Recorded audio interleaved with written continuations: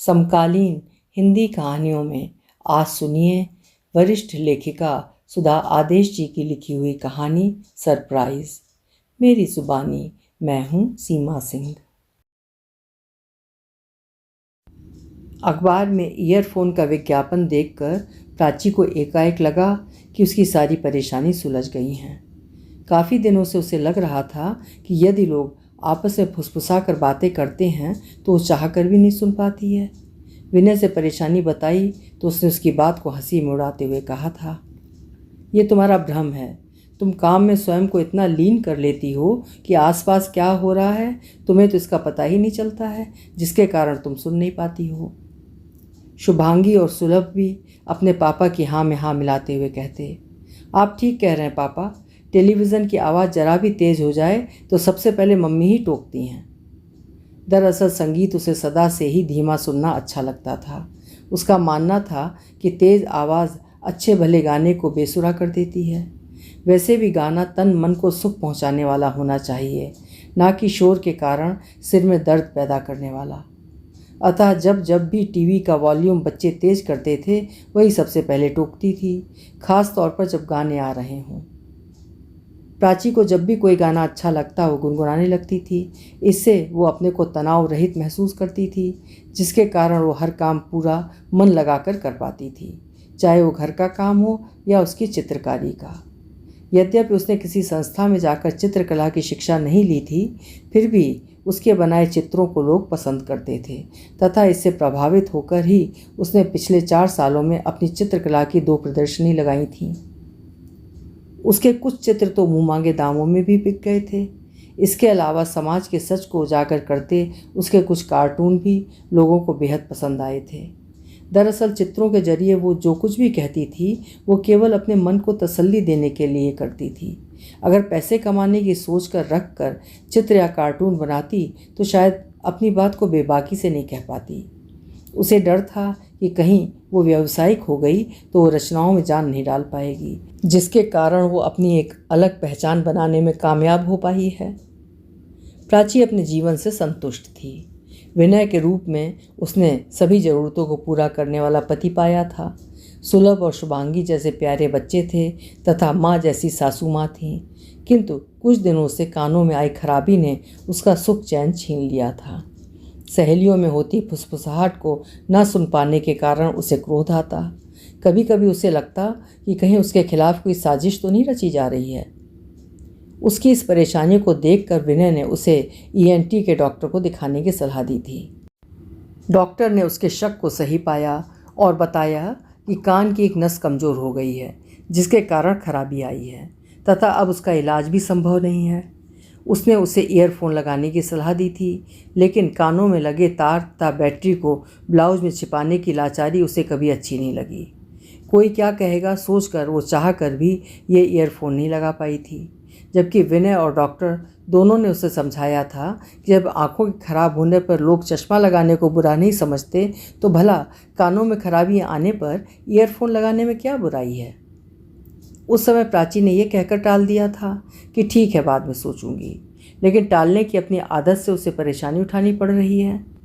अब तो बच्चे भी यदि एक बार में नहीं सुन पाती तो तुरंत कह देते हैं, मामा आपको तो बहुत कम सुनाई पड़ने लगा है, अब तो आप मशीन लगवा ही लीजिए। और तो और उसके न सुन पाने पर विनय भी अब झुंझलाने लगे हैं।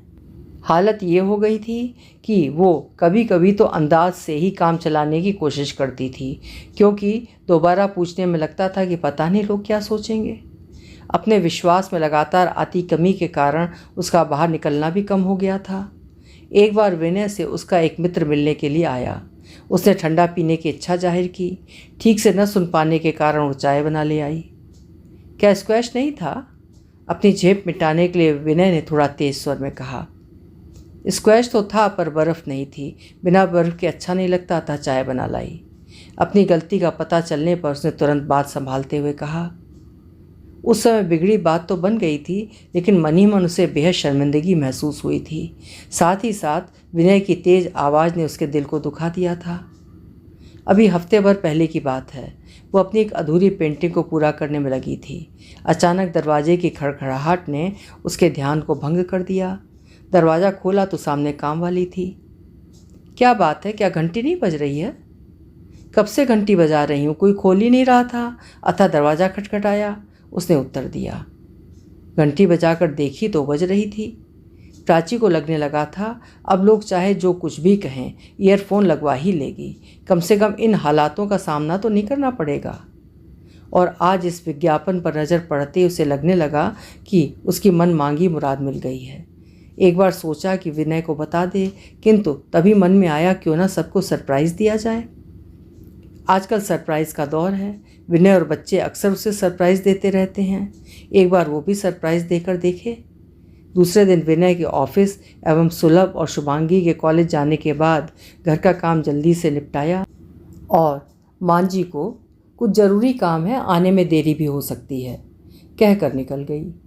अक्सर वो अपनी पेंटिंग या शॉपिंग के सिलसिले में बाहर आती जाती रहती थी, अतः उन्होंने भी ज़्यादा कुछ नहीं पूछा।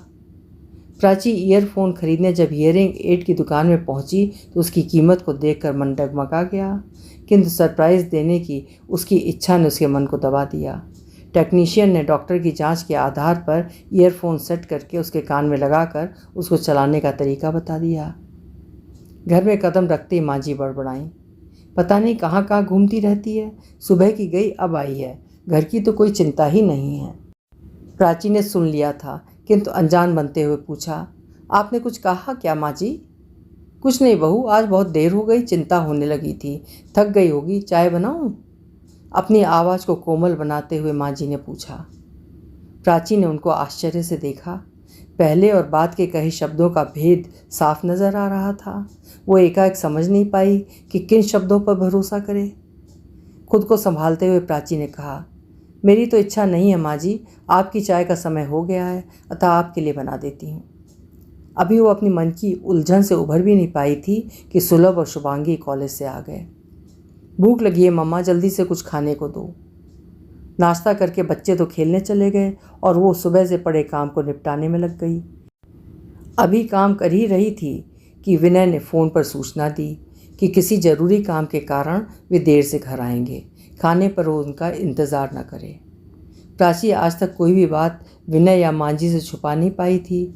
आज भी वो ईयरफोन की बात विनय को आते ही बताना चाहती थी, किंतु पहले मांझी के शब्द और अब विनय का ज़रूरी काम पर जाना उसकी खुशी को धूमिल कर गए। सुबह का समय तो इतनी हाय तौबा के साथ गुजरा कि दिल की बात दिल में ही रह गई। विनय भी 2 दिन के लिए बाहर चले गए। शाम 3 बजे से किटी पार्टी थी। बच्चों के लिए खाना बनाकर हॉट केस में रख दिया।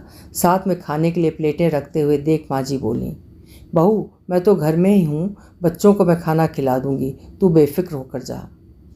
किटी पार्टी में पहुँची ही थी कि मेज़बान नीना ने उसका जोरदार स्वागत करते हुए कहा, आओ प्राची, हम सब तुम्हारा ही इंतज़ार कर रहे थे, बहुत देर लगा दी।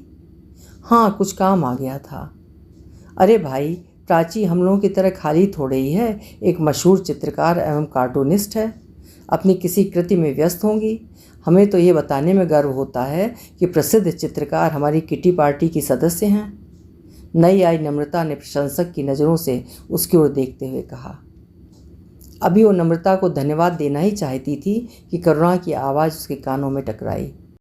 हाँ, चित्रकारी तो हम इससे भी अच्छी कर लेते हैं, किंतु घर के झंझटों से फुर्सत नहीं मिलती और इनके चित्र तो बड़े बड़े चित्रकारों की नकल भर होते हैं। अब चुप भी रहो, प्राची सुनेगी तो क्या सोचेगी? उसकी पड़ोसन सरला ने उसे चुप रहने का इशारा करते हुए कहा। प्राची, वो कहाँ सुन पाएगी? कहते हुए वे दोनों आंखों ही आंखों में मुस्कुरा दी। ईयरफोन ने उनकी फुसफुसाहट उसके कानों तक पहुंचा दी थी तथा उसके मन का शक हकीकत में बदल चुका था। अभी वो इस कानाफूसी से उबर भी नहीं पाई थी कि दूसरी ओर से आवाज़ आई, देखो तो कितनी चुप चुप रहती हैं, किसी से मिलना या बात करना ही नहीं चाहती। कुछ चित्र क्या छप गए, खुद को हुसैन ही समझने लगी हैं। कविता की आवाज़ में कुछ फुसफुसाहट थी। ना चाहते हुए भी प्राची की नज़र कविता की ओर उठ गई। उसको अपनी ओर देखते हुए वो सकपका कर बोली, मैं बीना से कह रही थी कि आपकी साड़ी कितनी सुंदर लग रही है। मन में उठे उथल पुथल के कारण आज प्राची सामान्य शिष्टाचार निभाने में भी स्वयं को असमर्थ पा रही थी। अब ऐसी दो मुही बातें सुनकर वो समझ नहीं पा रही थी कि कौन उसका अपना है, किटी पार्टी का पूरा मज़ा किरकिरा हो गया था। पता नहीं वहाँ मौजूद हर महिला अचानक उसके लिए अनजान हो उठी थी। ऐसा नहीं था कि कविता या करुणा की बातें दूसरी महिलाएं सुन नहीं पाई हों, लेकिन सुनकर भी सब अनजान बनी रहीं। उसकी अभिन्न सखियाँ नीना और गीता भी, जिन्हें वो सदा अपना समझती रही तथा जिनके कहने पर वो किटी में शामिल हुई थी, वरना उसे ऐसी किटी पार्टियाँ सदा से ही समय की बर्बादी लगती रही हैं। पता नहीं ये सिलसिला कब से चल रहा है। एक बार उसका मन किया कि उनकी कई बातों का विरोध करे, लेकिन सदा से संकोची होने के कारण वो बात को बेवजह बढ़ाकर माहौल में गर्मी पैदा नहीं करना चाहती थी। किंतु मन ही मन उसने सोच लिया था कि आगे यदि कोई उसका इस तरह मजाक करेगा तो वो उससे नाता ही तोड़ लेगी। घर लौटी तो ननद प्रिया के साथ बच्चों और माँ जी को बातें करते देखकर मन खुशी से भर उठा। अरे तुम कब आई? पहले से सूचना दी होती तो मैं तुम्हें लेने स्टेशन आ जाती। भाभी, अचानक इनका यहाँ का काम निकल आया, साथ में मैं भी चली आई। सोचा सबसे मिलना हो जाएगा। ये तो बहुत अच्छा किया दीदी आपने, प्राची ने प्रसन्नता से कहा। प्रिया के आने से थोड़ी देर पहले की कटुता दूर हो गई थी। मन उत्साह से भर गया। उसकी एक ही तो ननद है जिसके साथ उसने जीवन के 15 बसंत बिताए हैं। वो उसके हर दुख सुख की साथी रही है। नादानी में हुई उसकी गलतियों को खुद पर लेते हुए उसने उसे कई बार डांट से भी बचाया है।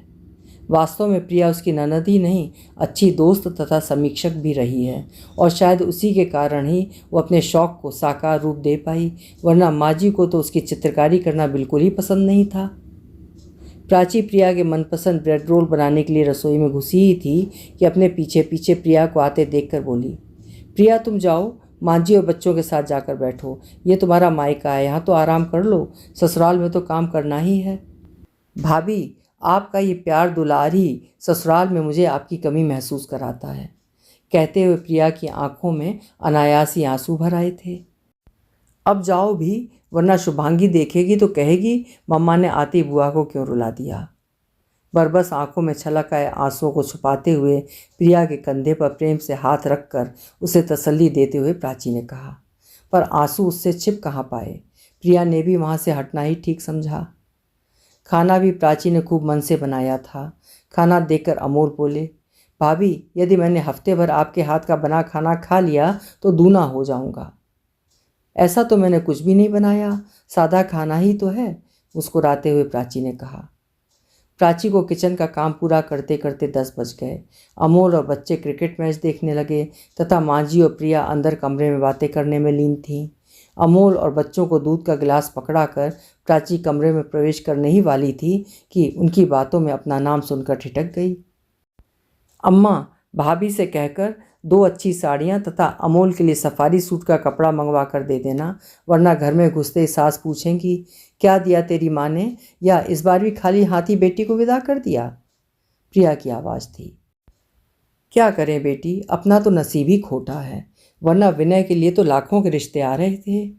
वो डॉक्टर तो अपनी बेटी के लिए 2 दिन घर में डेरा भी डाले रहे, 4 लाख नगद भी देने को तैयार थे। लेकिन विनय ने इसमें न जाने क्या देख लिया कि बिना दहेज के फेरे पड़वा कर ले आया। दहेज में कुछ मिलता तो तेरे काम आ जाता। लंबी सांस खींचकर माँ जी ने कहा। माँ, पिछली बातों को याद करके क्या रोना, वैसे भी भाभी के मायके से आए सामान पर मेरा क्या हक, प्रिया ने सिर झुकाकर कहा था। बेटा, उस समय तो तू भी विनय की तरफदारी कर रही थी। ये तो सदियों की परंपरा है कि बेटों की ससुराल से मिला सामान बेटी को दे दिया जाता है। आखिर मेरे साथ भी तो ऐसा ही हुआ था। आगे सुनने का उसमें साहस नहीं था, अतः कमरे में कदम रखा तो उसे देखकर दोनों ही सकपका गईं। दोनों को दूध का गिलास पकड़ाकर सहज रूप में कहा, माँ जी, हमारे कमरे में अमोल और प्रिया सो जाएंगे तथा मैं बच्चों के साथ सो जाऊंगी। अभी कमरे से बाहर कदम रखा ही था कि कमरे से फुसफुसाहट सुनाई दी। अम्मा, कहीं भाभी ने सुन तो नहीं लिया? अरे, इतनी धीमी आवाज़ वो कहाँ सुन पाएगी। उसे लगा कि इस समय माँ जी के चेहरे पर भी औरों की तरह ही मुस्कान होगी। उसने अनचाहे विचारों को झटका। उसे याद आया वो पल जब उसने पहली बार इस घर में कदम रखा था। तब नाते रिश्तेदारों ने उसके द्वारा लाए दहेज के बारे में टीका टिप्पणी की थी तो प्रिया ने कहा था, हमारे घर किस बात की कमी है जो दहेज लें? वैसे भी जिन्होंने अपनी जान से प्यारी चीज़ हमें दे दी, उनसे और क्या कहना और चाहना। लोग तो चुप हो गए थे, लेकिन जब जब प्राची माँ जी के कोप का शिकार होती, तब तब इसी प्रिया ने ढाल बनकर उसे सहारा दिया था। लेकिन आज वही प्रिया उसी दहेज रूपी राक्षस के कारण परेशान है। सोच कर वो परेशान हो गई। वैसे उसने और विनय ने ज़रूरत का सभी सामान अपनी हैसियत के अनुसार प्रिया के विवाह पर उसे दिया था, लेकिन फिर भी उसे प्रताड़ित किया जाना उसकी समझ से परे था। प्राची ने सोच लिया था कि कल वो माँ जी से कहे बगैर ही प्रिया को लेकर बाजार जाएगी तथा उसके लिए खरीदारी करेगी। उसके कुछ पूछने पर कह देगी कि रक्षाबंधन पर नेक देने के लिए उसे साड़ी खरीदनी है। जिस ननद ने उसके आज को सुखद बनाया, क्या उसके लिए वो इतना भी नहीं कर सकती? और फिर अब तो विनय की तनख्वाह भी बढ़ गई है, उनकी माली हालत पहले से बेहतर है। उसे दुख था तो सिर्फ इतना कि उसकी सेवा में ऐसी क्या कमी रह गई कि 20 वर्ष पश्चात भी माँ जी उसे बहू रूप में स्वीकार नहीं कर पाई हैं। क्या महज चंद कागज़ के टुकड़े किसी के व्यक्तित्व को इतना ऊंचा बना सकते हैं? यही सब सोचकर प्राची के सिर में भयंकर दर्द होने लगा था। उसे सिर दर्द से निजात पाने के लिए दर्द की गोली खा ली, लेकिन विचारों के चक्रव्यूह से वो चाह कर भी नहीं निकल पा रही थी। प्रिया को नेक के साथ खुशी खुशी विदा करते समय प्राची ने संतोष की सांस ली थी। बच्चे भी 2 दिन की छुट्टी के बाद आज कॉलेज गए थे। घर को ठीक ठाक कर आज वो तनाव रहित महसूस कर रही थी। शाम को कॉलेज से लौटकर खाना खाते हुए सुलभ ने शुभांगी से कहा, आज बड़ा मज़ा आया। कॉलेज से अनिल और सुनील के साथ छपाक फिल्म देखने गया था, अच्छी लगी। प्राची को आता देखकर शुभांगी ने धीरे से कहा, भैया मम्मी। मम्मी को कहाँ सुनाई पड़ेगा? कहते हुए शरारती हंसी हंस दिया। आंखों आंखों में उसका साथ दिया था शुभांगी ने। प्राची के पूछने पर सुलभ ने मासूमियत से उत्तर दिया था, शुभांगी अपनी एक समस्या का हल मुझसे पूछ रही थी, वही बता रहा था। बच्चों के मुख से भी चिर परिचित वाक्य सुनकर वो सोच भी नहीं पाई थी कि क्या कहे। एकाएक उसे लगा कि दोनों काफ़ी बड़े हो गए हैं, लेकिन क्या कॉलेज टाइम में फिल्म देखने जाना ठीक है? जाना ही था तो उससे पूछ कर जाते, क्या वो मना करती? अभी वो कुछ कहकर उनका और अपना मिजाज खराब नहीं करना चाहती थी, अतः चुप रही। शाम का काम निपटाकर प्राची शुभांगी के कमरे में जाकर लेट गई। शुभांगी किसी से फ़ोन पर बात कर रही थी। स्वर धीमा था, किंतु ईयरफोन से साफ साफ सुन पा रही थी। कॉलेज से भागकर उनका कहीं पिकनिक पर जाने का कार्यक्रम बन रहा था। देर होने पर देर तक पढ़ाई होने की बात कहनी थी। सबकी एक एक करतूत उसके सामने आ रही थी। आज उसे लग रहा था कि कभी कभी छिपकर सुनना भी फ़ायदेमंद होता है। कम से कम दूसरों के उस रूप को तो देख पाते हैं जिसकी आम तौर पर आप कल्पना भी नहीं कर सकते। प्राची को दुख था तो सिर्फ इतना कि बाहर तो बाहर, घर में भी उसे उसके सामने ही बेवकूफ़ बनाया जा रहा है, और वो भी न जाने कब से। गुस्से में एक बार उसके मन में आया कि शुभांगी के झूठ का भी खुलासा कर दे, लेकिन फिर सोचा थोड़ा और इंतज़ार करके देखे, घर में और क्या क्या गुल खिल रहे हैं। वैसे भी क्रोध से किसी समस्या का हल नहीं निकलता। बच्चों को कभी शांत मन से उनकी गलतियों का एहसास करवाना चाहिए, वरना अनर्थ भी हो सकता है। रात के 10 बजे एक फ़ोन में उसके तन मन को झकझोर कर रख दिया। विनय कह रहे थे, शिखा, तुम्हें इतनी रात में फ़ोन करने की क्या आवश्यकता पड़ गई? कल बात करके समस्या का हल निकाल लेंगे, तुम चिंता मत करो। किसका फ़ोन था? पूछने पर विनय टाल गए, लेकिन उनके चेहरे पर परेशानी के चिन्ह स्पष्ट नजर आ रहे थे। प्राची को अपनी दुनिया उजड़ती लगी। कुछ दिनों में ही सब उसके लिए अजनबी हो गए थे। सभी का एक अलग ही रूप नजर आ रहा था। माँ जी, जिन्हें वो सदा से अपनी सगी माँ मानती रही, उनके मन में उसके लिए इतनी कटुता। विनय का तो लगता है कहीं चक्कर चल रहा है, और शुभांगी और शुभम के तो रंग ही निराले लग रहे हैं। सबसे अधिक आश्चर्य इस बात का था कि ये सब काम उसके सामने उसकी कमजोरी का फ़ायदा उठाकर किए जा रहे थे। जिस ईयरफोन को लगाकर वो सबको सरप्राइज़ देना चाहती थी, उसके कारण उसे आज कई ऐसे सरप्राइज़ मिल गए जिनके कारण उसके शांत जीवन में एक भूचाल आ गया था। इसका अंत कहाँ और कैसे होगा, इसका भी वो अभी कोई अंदाज़ा लगा पाने में असमर्थ थी। जिनके लिए उसने अपनी तमाम ज़िंदगी कुर्बान कर दी, उन्होंने ही उसकी मजबूरी का ऐसा सिला दिया।